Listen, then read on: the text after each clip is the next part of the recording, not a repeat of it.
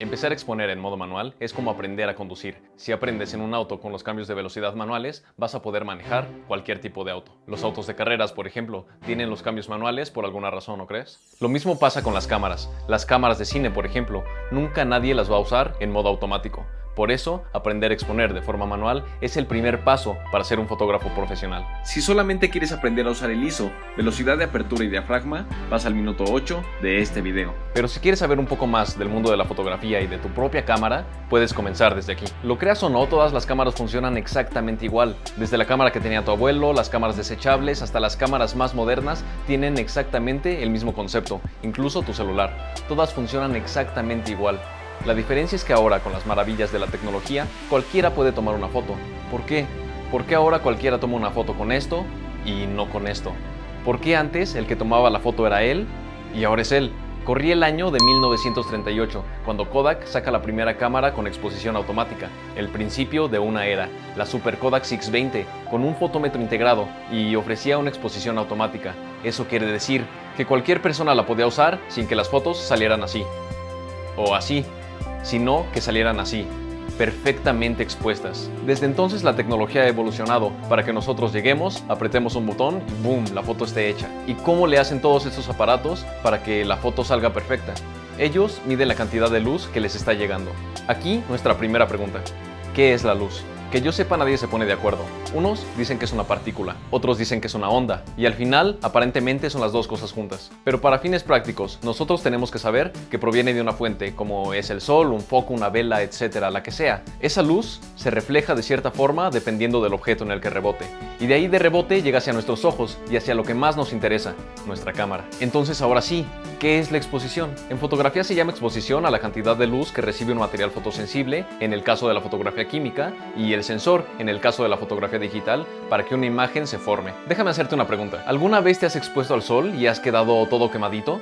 Si tú te expones al sol la cantidad de tiempo justa, vas a tener un bronceado muy lindo. Pero si te pasas de tiempo, vas a quedar todo negrito o quizá un poco rojo. Y si no te expones nada de tiempo, vas a conservar tu color original. Algo parecido pasa con la luz dentro de la cámara. Todas las cámaras tienen, hasta el fondo, un material fotosensible que captura la luz. Hoy en día son los sensores digitales con sus fotodiodos. Antes de eso, era un carrete bañado en gelatina, con los haluros de plata.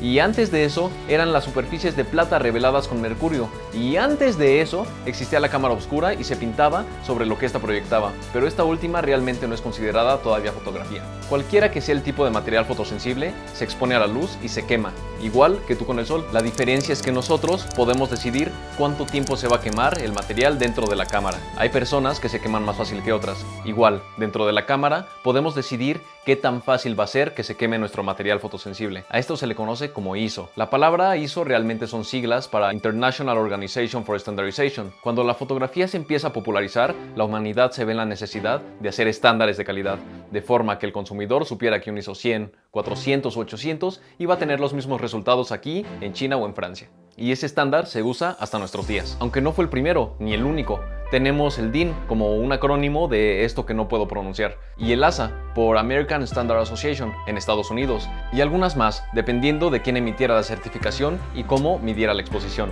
Pero lo que a nosotros nos interesa es cómo usamos el ISO y cómo afecta nuestra fotografía. En términos prácticos, mientras menor sea el ISO, más tiempo de exposición se necesita para exponerlo. Y mientras más sea el ISO, menos tiempo de exposición se necesita. Por eso, antiguamente, en los tiempos del carrete fotográfico, a un ISO bajo se le conoce como una emulsión lenta y a un ISO alto se le conoce como una emulsión rápida. La emulsión, por cierto, en pocas palabras, es la mezcla que recubre nuestro rollo de plástico, mezcla que contiene cierta cantidad de haluros de plata, que es lo que se quemaba en los tiempos del carrete fotográfico. Entonces, más resumido todavía, se usan ISOs bajos cuando se tiene mucha luz y se usan ISOs altos cuando se tiene poca luz. Pero aparte de eso, ¿por qué decidimos usar un ISO u otro? Como fotógrafos siempre buscamos tener la mayor calidad de nuestra imagen, y subir mucho el ISO nos genera una consecuencia: el ruido.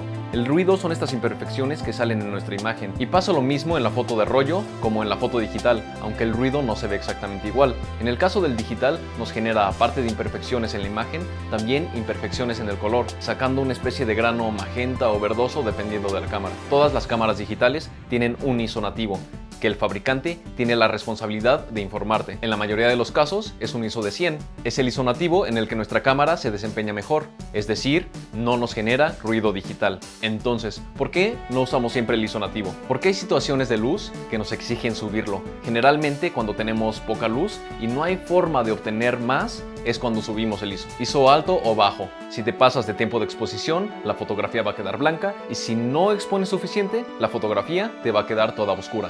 Entonces, ¿qué otras herramientas tenemos para que nuestro sensor, pensando ya en la fotografía digital, se exponga correctamente con el ISO que sea? Tenemos dos opciones, la velocidad de obturación y el diafragma. Uno se encuentra en el cuerpo de la cámara y otro se encuentra en el lente.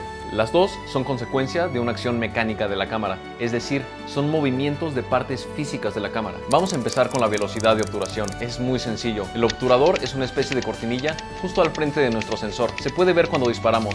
Baja y sube a cierta velocidad y deja expuesto nuestro sensor cierta cantidad de tiempo. Esta cantidad de tiempo se mide en segundos, pero como por lo general el obturador sube y baja mucho más rápido que un segundo, se mide en fracciones de segundo. Mientras más rápido obture, más pequeña se hace esa fracción. O sea que más grande se hace el número en el que dividimos nuestro segundo. Actualmente hay cámaras que ya no tienen obturador mecánico, sino que es digital, o sea que ya no existe la cortinilla. Es el mismo sensor el que captura la luz por determinado tiempo y hace la misma función que antes hacía el obturador. ¿Y cuál es la consecuencia de obturar a una u otra velocidad? Si el obturador va despacio, deja entrar más tiempo la luz y corres el riesgo de tener una imagen movida. Depende de lo que estés tomando. Entonces, cuando le tomamos fotos, por ejemplo, a alguien corriendo, debemos obturar más rápido para que esa persona salga nítida. Cuando en la foto hay partes movidas, se le conoce como desenfoque por movimiento y puede ser un recurso fotográfico muy lindo. Solamente hay que saberlo usar para que sea un recurso y no sea un error. Siguiente punto, la apertura. La apertura se encuentra en el lente y se controla con el diafragma, y es cuánta luz es capaz de dejar pasar nuestro lente. Matemáticamente, la apertura es el resultado de la división de la longitud focal de tu lente entre el diámetro del diafragma. No es tan complicado como suena, solo hay que repetirlo un par de veces para que empiece a tomar sentido. Esta fórmula nos va a dar un número, el llamado número F. Lo que realmente nos tiene que interesar ya en la práctica es que mientras menor sea el número F, más luz deja pasar a la cámara, es decir, más luminoso va a ser el lente. Aquí hay unos datos que tienes que saber sobre los lentes luminosos. Como la fórmula lo indica, un lente más luminoso va a ser un lente con un diámetro más grande, por lo tanto, el lente en sí va a ser más grande también y por lo regular mucho más pesado. Los lentes luminosos también son conocidos como lentes rápidos, porque al dejar pasar más luz exponen mucho más rápido nuestro sensor. Los lentes luminosos con diafragmas de 2.8 hacia abajo son lentes por lo regular mucho más caros. Con una apertura más abierta vas a reducir la profundidad de campo, y esto es lo más importante, es decir, vas a poder desenfocar mucho más el fondo o no, depende de qué tan abierto o cerrado tengas el diafragma. Más cerrado vas a tener más cosas en foco, más abierto vas a tener menos cosas en foco. Entonces, al chile, ¿qué es la exposición? Este es un resumen rápido como a mí me hubiera gustado que me lo explicaran. La luz viaja en línea recta y así va a entrar a tu cámara. Va a pasar por 3 secciones que pueden cada una aumentar o reducir la luz. Estas secciones son el diafragma, el obturador y finalmente el sensor. 3 secciones que alteran nuestra imagen de una forma en específico. Además de aumentar o disminuir la luz, el diafragma controla nuestra profundidad de campo. ¿Qué tanto vamos a tener desenfocado o enfocado? El obturador controla el enfoque por movimiento. ¿Qué tan nítida o movida va a estar nuestra imagen? Y el ISO tiene como consecuencia el ruido de nuestra imagen. Es recomendable siempre tenerlo lo más bajo posible para no tener ruido. ¿Y cómo vas a saber en qué forma poner los valores de cada uno de estos elementos? Hay una regla que dice que en un día soleado tienes que poner tu diafragma en 16 y el valor del ISO y la velocidad de obturación iguales. O sea, que si tienes un ISO 100, tu velocidad de obturación también va a ser de 100. Pero lo interesante viene cuando queremos mover uno de estos valores independientemente, y aquí ocuparemos algo que se llama la ley de la reciprocidad. En términos coloquiales, nos dice que la luz que quitamos de un lado debemos ganarla de alguna otra manera. Imagina que tenemos la exposición ya correcta y movemos alguno de los valores. Eso va a hacer que nuestra foto se subexponga o se sobreexponga. Toda la luz la vamos a medir en pasos de diafragma. Para abreviar, solamente le llamamos pasos. No importa si hablamos del ISO, de la obturación o del diafragma en sí. Entonces, si perdemos 2 pasos de luz cerrando el diafragma, podemos compensarlo con el ISO o con la obturación. Solo debemos tener claro qué quita y qué pone luz. El diafragma, mientras más pequeño es el número, más luz da. El obturador, mientras más pequeño es el número, más luz da.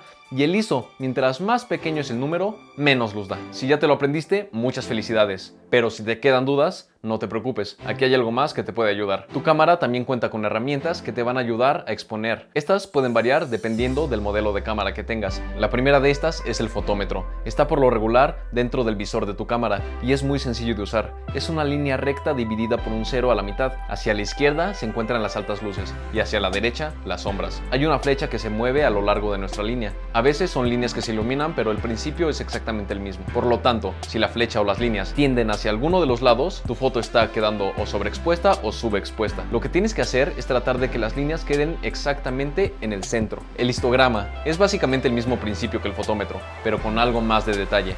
El histograma es la representación gráfica de la luz que tienes en tu encuadre. Hacia arriba nos dirá la cantidad de píxeles y hacia los lados los valores de la luminosidad. Lo que tenemos que hacer al utilizarlo es exactamente lo que hacíamos con el fotómetro, tratar de que nuestro histograma quede exactamente en el centro. Muchas veces las cámaras de entrada, o sea las cámaras más baratas, no cuentan con histograma. A veces hay que tomar la foto primero y luego al revisarla tenemos la opción de verla con el histograma, pero no mientras la estamos tomando. Estas son cosas que varían de cámara en cámara. Hay otras cosas que se te pueden dificultar. Por ejemplo, a veces mover el diafragma, la velocidad de obturación y el ISO en las cámaras de entrada puede ser algo muy incómodo.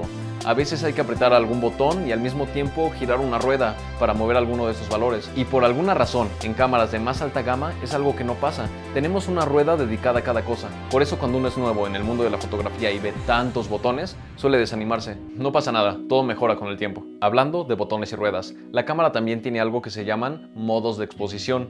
Y en pocas palabras, de los 3 valores que te enseñé, la cámara se encarga de mover uno de ellos automáticamente y te deja a ti los otros 2 para que tu foto salga bien expuesta.